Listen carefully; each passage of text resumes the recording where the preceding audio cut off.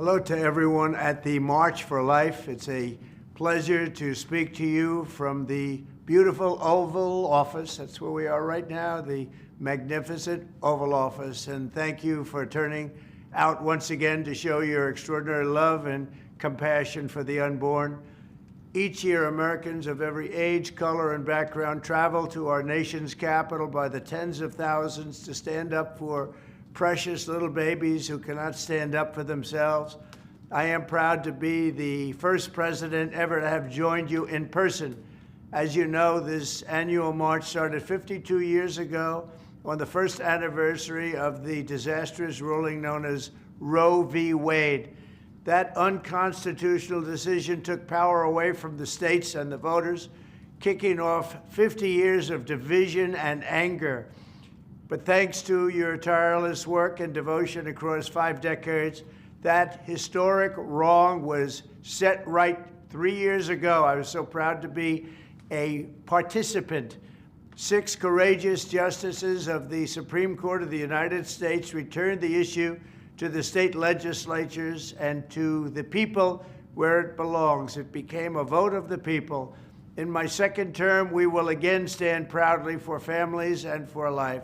We will protect the historic gains we have made and stop the radical Democrat push for a federal right to unlimited abortion on demand up to the moment of birth and even after birth. Think of that, after birth.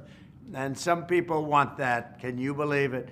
We will work to offer a loving hand to new mothers and young families, and we will support adoption and foster care. We will protect women and vulnerable children. Under my leadership, a reformed Department of Justice will finally investigate the radical left attacks on churches and crisis pregnancy centers, and we will bring perpetrators to justice. We will get them to justice one way or the other.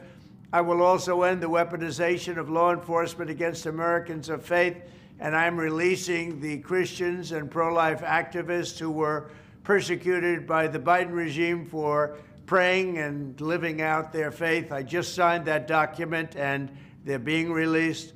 One such American was Paula Harlow.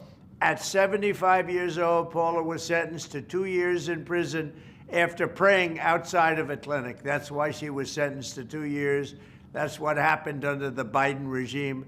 In her sentencing, the judge mocked her Christian faith while her husband pleaded to be thrown in jail with his wife, fearing she would die alone behind bars.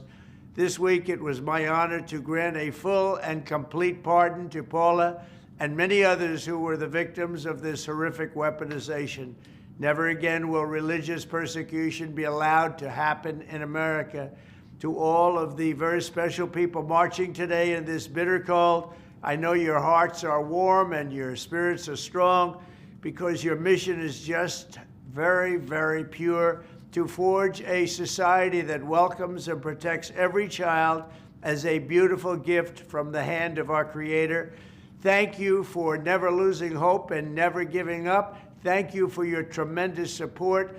God bless you, and God bless America.